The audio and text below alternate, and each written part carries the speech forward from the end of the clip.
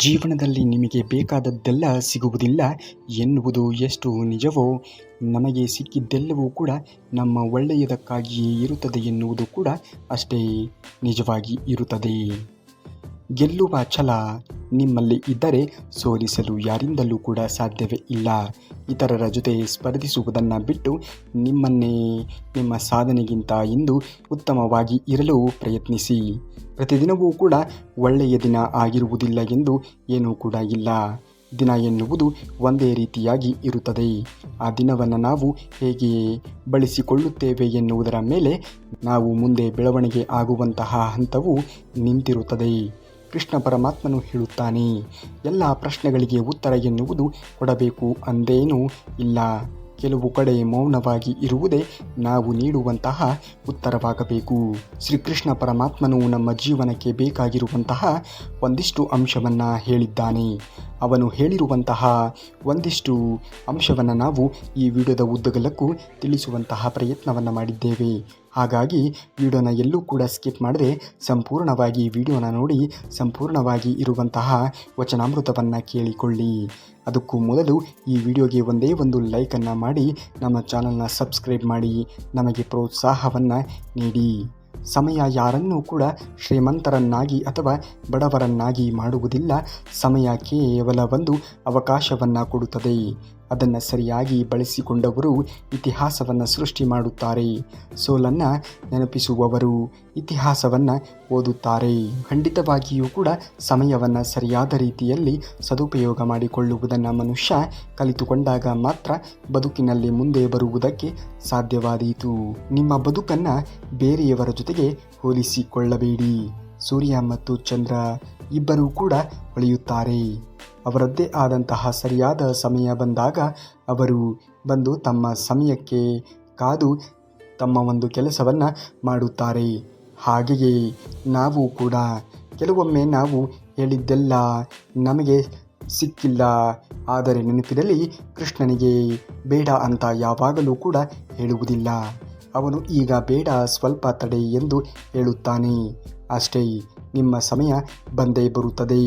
ನಿಮ್ಮಲ್ಲಿ ಸಹನೆ ಎನ್ನುವುದು ಇರಲಿ, ಎಲ್ಲವೂ ಕೂಡ ಒಳ್ಳೆಯದೇ ಆಗುತ್ತದೆ.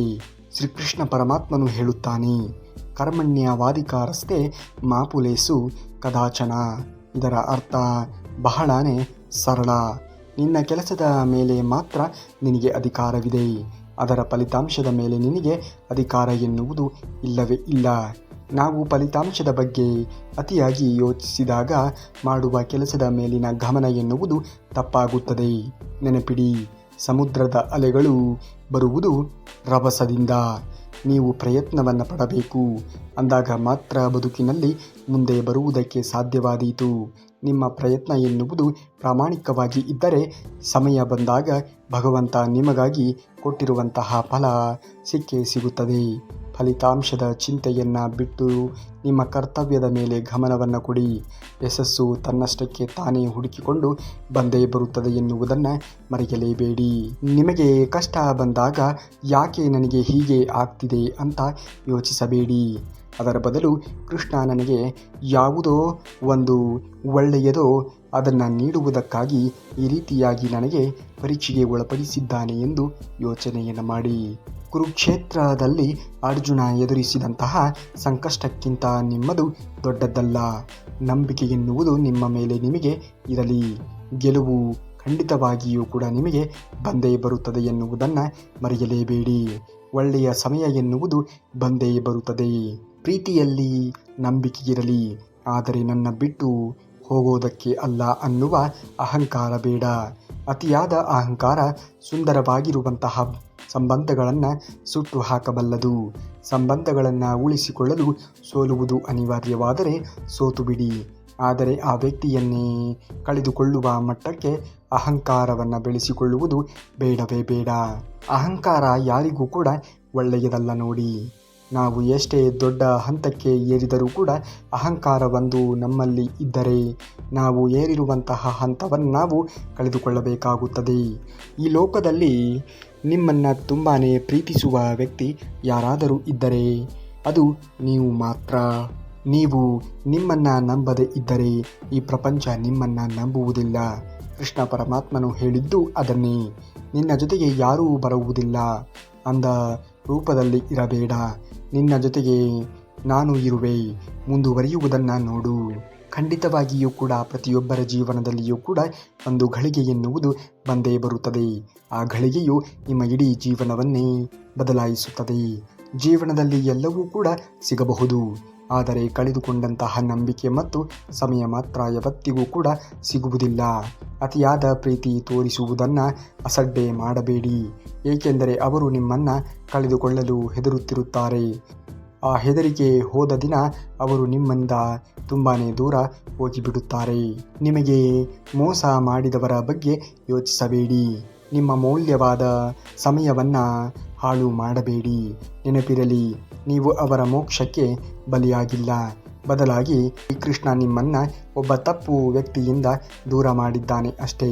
ನಂಬಿಕೆ ಇರಲಿ, ನಿಮ್ಮ ಕರ್ಮ ನಿಮಗೆ ಒಳ್ಳೆಯದನ್ನೇ ಮಾಡುತ್ತದೆ ಎನ್ನುವ ಆಶಯವೂ ಕೂಡ ನಿಮ್ಮಲ್ಲಿ ಇರಲಿ. ಯಾರಾದರೂ ನಮಗಾಗಿ ಕಾಯುತ್ತಾ ಇದ್ದಾರೆ ಅಂದರೆ ನಾವು ಅದೃಷ್ಟವಂತರು ಎಂದು ಅರ್ಥ. ಆ ಕಾಯುವಿಕೆಯನ್ನು ಕಡೆಗಣಿಸಬೇಡಿ. ಕಾಲ ಬದಲಾದರೆ ಕಾಯುವವರು ಬದಲಾಗಬಹುದು. ಮನಸ್ಸಿಗೆ ಹತ್ತಿರವಾದವರು ದೂರ ಹೋದಾಗ ಕಾಡುವ ನೋವಿಗಿಂತ ಜೊತೆಯಲ್ಲೇ ಇದ್ದು ದೂರವಾದಂತಹ ನಟಿಸುವ ನೋವು ತುಂಬಾ ದೊಡ್ಡದ್ದು ಎನ್ನುವುದನ್ನು ಮರೆಯಲೇಬೇಡಿ. ನಾಳೆ ಏನಾಗುತ್ತದೆ ಅಂತ ಯೋಚಿಸಿ. ಈಗ ಇರುವಂತಹ ನಿಮ್ಮ ನೆಮ್ಮದಿಯನ್ನು ಕಳೆದುಕೊಳ್ಳಬೇಡಿ. ಕುರುಕ್ಷೇತ್ರದ ಮುಂದೆ ನಿಂತ ಅರ್ಜುನನು ಕೂಡ ತುಂಬ ಗೊಂದಲಕ್ಕೆ ಈಡಾಗಿದ್ದ. ಆದರೆ ಕೃಷ್ಣ ಹೇಳಿದ್ದು ಅದನ್ನೇ. ಇಂದು ಏನಿದೆ ಅದರ ಮೇಲೆ ಗಮನವನ್ನು ಕೊಡು. ನಾಳೆಯದ್ದು ಬಿಟ್ಟು ಬಿಡು. ನಾಳೆ ಏನೇ ಆದರೂ ಕೂಡ ಅದು ನಾಳೆಯೇ ಆಗುತ್ತದೆ. ಇಂದು ಏನು ಆಗಬೇಕು ಅದರ ಕಡೆಗೆ ಗಮನವನ್ನು ಕೊಡಬೇಕು ಎಂದು. ಈ ಲೋಕದಲ್ಲಿ ಪ್ರತಿಯೊಬ್ಬ ವ್ಯಕ್ತಿ ತನಗೆ ಅವಶ್ಯಕತೆ ಇದ್ದಾಗ ಮಾತ್ರ ನಿಮ್ಮನ್ನು ನೆನಪು ಮಾಡಿಕೊಳ್ಳುತ್ತಾನೆ. ಆದರೆ ಬೇಜಾರು ಮಾಡಿಕೊಳ್ಳಬೇಡಿ, ಏಕೆಂದರೆ ದೀಪ ನೆನಪಾಗುವುದು ಕತ್ತಲಲ್ಲಿ ಮಾತ್ರ ಎನ್ನುವುದನ್ನು ಮರೆಯಬೇಡಿ. ನಿಮ್ಮ ಲೋಕಕ್ಕೆ ಬೆಳಕು ನೀಡುವ ದೀಪ ನಂಬಿಕೆ. ನಂಬಿಕೆ ಎನ್ನುವುದು ಇರಿಸಿಕೊಳ್ಳಿ, ಎಲ್ಲವೂ ಕೂಡ ಒಳ್ಳೆಯದೇ ಆಗುತ್ತದೆ. ಉತ್ತರ ಹುಡುಕುವುದನ್ನು ನಿಲ್ಲಿಸಿ. ಕೆಲವೊಮ್ಮೆ ಮೌನ ಮಾತ್ರ ನಮ್ಮ ಮನಸ್ಸಿಗೆ ಶಾಂತಿಯನ್ನು ನೀಡುತ್ತದೆ. ಕೃಷ್ಣನ ಕೊಳಲು ಮೌನವಾಗಿ ಇದ್ದಾಗ ಮಾತ್ರ ಸಂಗೀತ ಮಧುರವಾಗುತ್ತದೆ. ನಿಮ್ಮ ಮನಸ್ಸು ಶಾಂತವಾಗಿ ಇಡುವುದನ್ನು ಕಲಿತುಕೊಳ್ಳಿ. ನಿಮ್ಮ ಹೃದಯವನ್ನು ಶಾಂತವಾಗಿ ಇರಿಸಿಕೊಳ್ಳಿ. ಜೀವನ ಎನ್ನುವುದು ಆಗ ಶಾಂತವಾಗಿ ಇರುತ್ತದೆ. ನೀವು ಮಾಡಿರುವ ಒಳ್ಳೆಯ ಕೆಲಸ ಯಾರಿಗೂ ಕೂಡ ಕಾಣಿಸಲಿಲ್ಲ ಅಂತ ದುಃಖ ಪಡಬೇಡಿ. ನೆನಪು ಇರಲಿ, ಸೂರ್ಯ ಹುಟ್ಟುವ ದೃಶ್ಯ ತುಂಬಾ ಸುಂದರವಾಗಿ ಇದ್ದರೂ ಕೂಡ ಅದನ್ನು ನೋಡುವವರು ತುಂಬ ಕಮ್ಮಿ. ಆದರೆ ಸೂರ್ಯ ತನ್ನ ಕೆಲಸ ನಿಲ್ಲಿಸಲ್ಲ.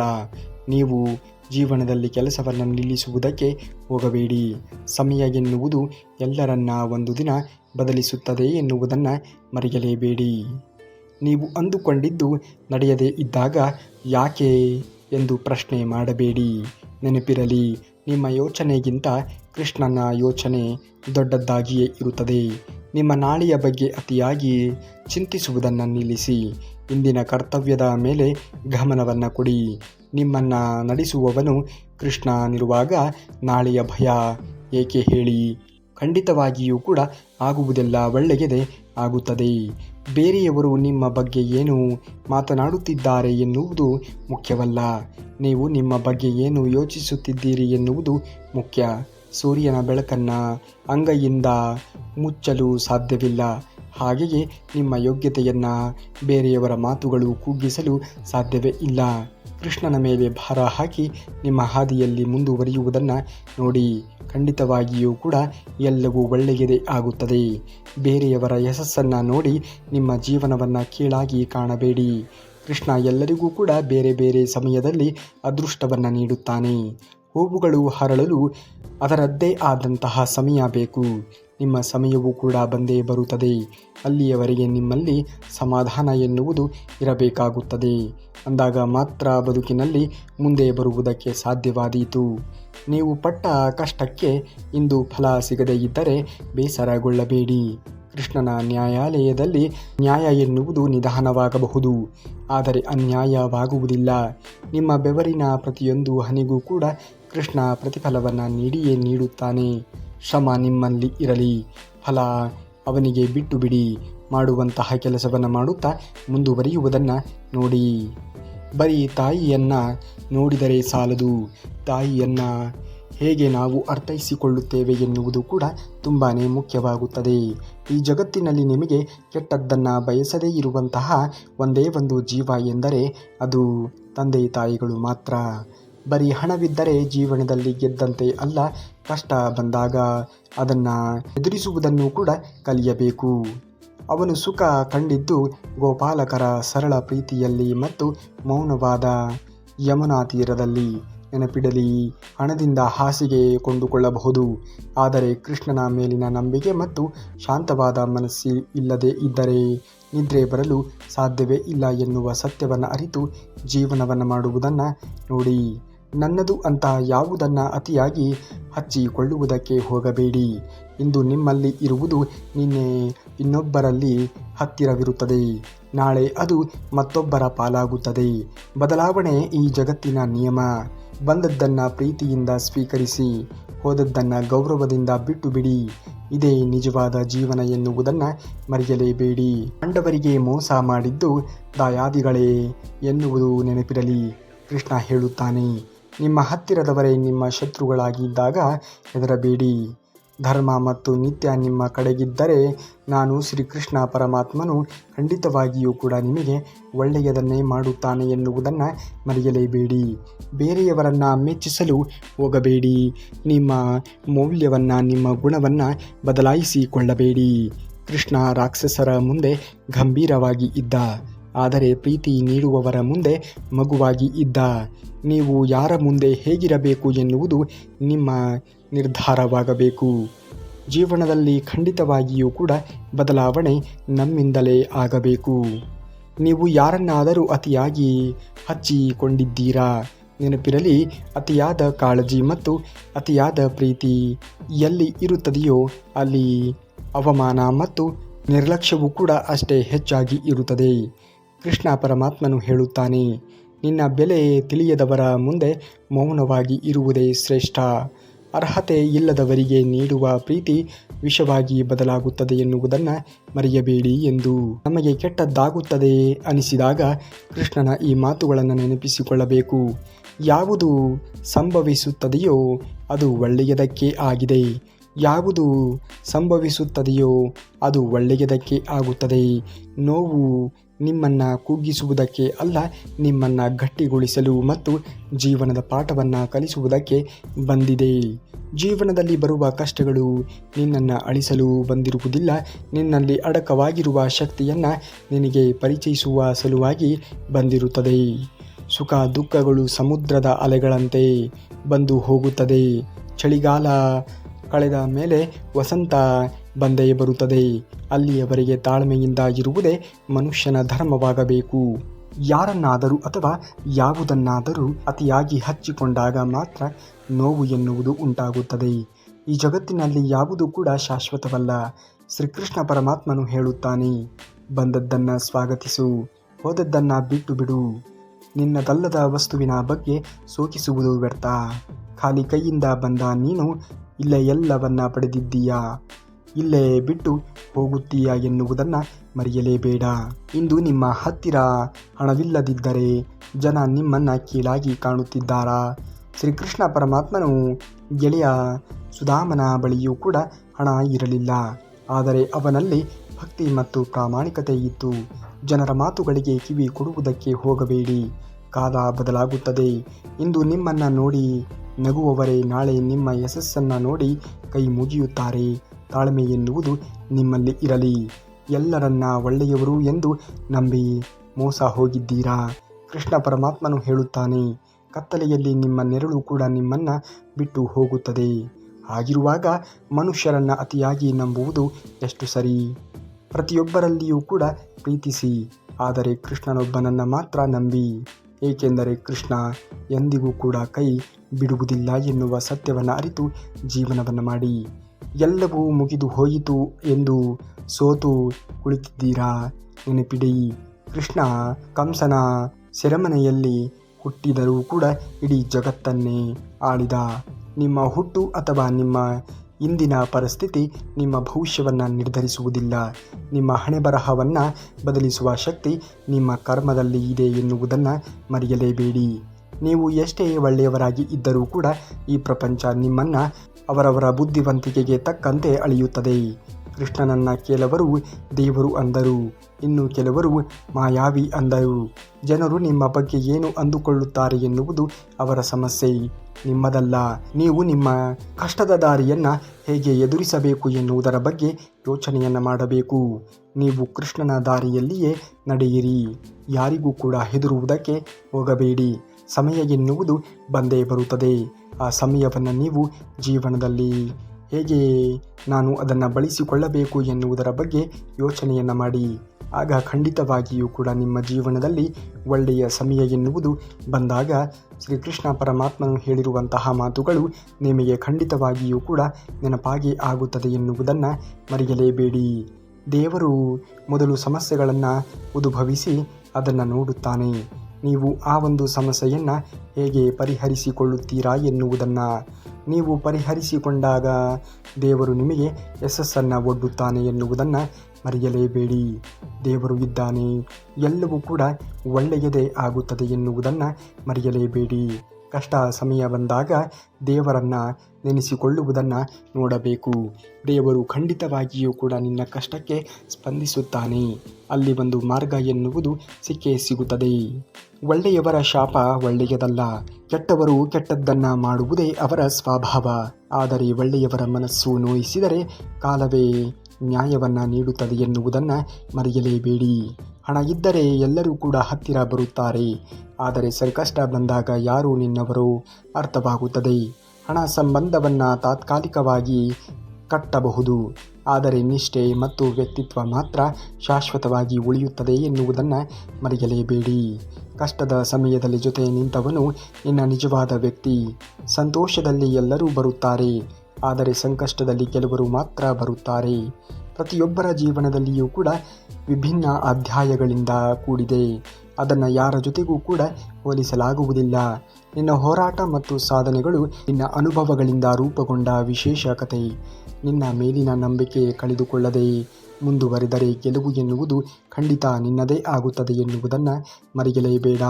ಸಮಸ್ಯೆ ಬಂದಾಗ ಓಡುವವನು ದುರ್ಬಲ, ಎದುರಿಸುವವನು ಬಲವಂತ.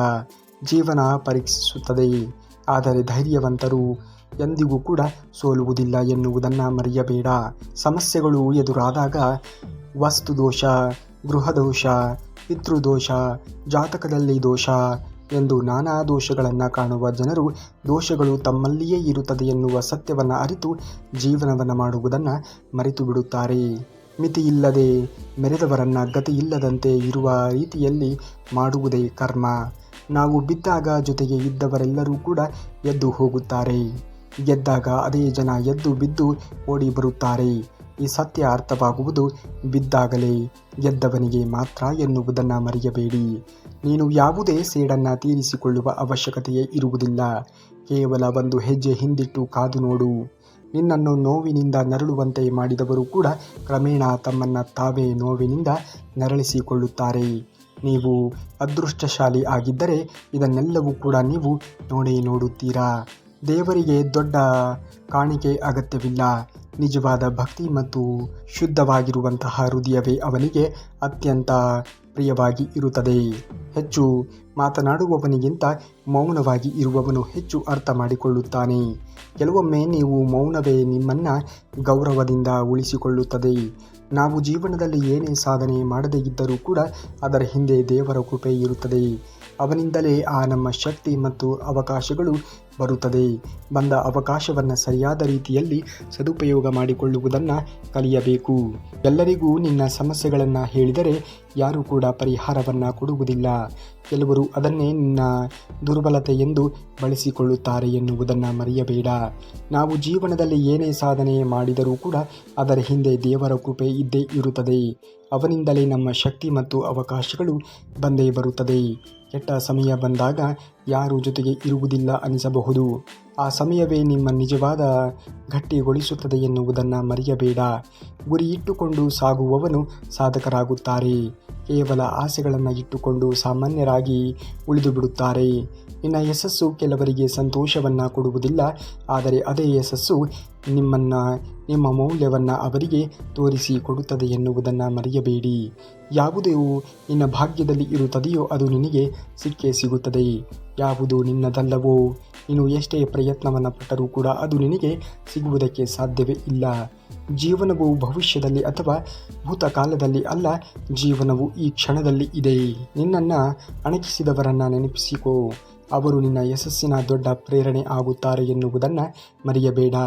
ಒಳ್ಳೆಯ ಕೆಲಸ ಮಾಡಿದವರಿಗೆ ಎಂದೂ ಅಂತ್ಯ ಎನ್ನುವುದು ಇರುವುದಿಲ್ಲ. ನಿರಾಸೆ ಆಗದಂತೆ ಆ ದೇವರು ನೋಡಿಕೊಳ್ಳುತ್ತಾನೆ. ಹಾಗೆಯೇ ಯಾವುದೇ ಅಪೇಕ್ಷೆ ಇಲ್ಲದೆ ಹೇಳದೆ ಶುದ್ಧ ರೀತಿಯಿಂದ ಒಳ್ಳೆಯ ಕೆಲಸ ಮಾಡಿದವರಿಗೆ ಪ್ರತಿಫಲ ಖಂಡಿತವಾಗಿಯೂ ಕೂಡ ದೊರಕುತ್ತದೆ. ಜೀವನದಲ್ಲಿ ಎಲ್ಲರೂ ಕೂಡ ನಿಮ್ಮನ್ನು ಪ್ರೀತಿಸುವುದಿಲ್ಲ, ಆದರೆ ನಿಮ್ಮನ್ನು ನಂಬುವ ಕೆಲವರು ಇದ್ದಾರೆ ಸಾಕು. ಜೀವನ ಎನ್ನುವುದು ಕಡಿಮೆ ಮೌಲ್ಯವನ್ನು ಎಂದಿಗೂ ಕೂಡ ಮಾಡಿಕೊಳ್ಳಬೇಡಿ. ನೀನು ಬಿದ್ದಾಗ ಕೆಲವರು ನಗುತ್ತಾರೆ, ಆದರೆ ಅದೇ ನಗುವವರು ನಿನ್ನನ್ನು ಮತ್ತೆ ಎದ್ದು ನಿಲ್ಲುವ ಶಕ್ತಿಯನ್ನು ನೀಡುತ್ತಾರೆ. ನಿನ್ನ ಮೇಲೆ ನಗುವವರೇ ನಿನ್ನ ಬೆಳವಣಿಗೆಗೆ ಕಾರಣವಾಗಿರುತ್ತಾರೆ ಎನ್ನುವುದನ್ನು ಮರೆಯಲೇಬೇಡಿ. ನಮ್ಮ ಮನಸ್ಸು ಗೆದ್ದವನಿಗೆ ಮನಸ್ಸು ಅತ್ಯುತ್ತಮ ಸ್ನೇಹಿತ, ಆದರೆ ಹಾಗೆ ಮಾಡಲು ವಿಫಲನಾದವನಿಗೆ ಮನಸ್ಸು ಅತ್ಯಂತ ದೊಡ್ಡ ಶತ್ರು ಇದ್ದಂತೆ.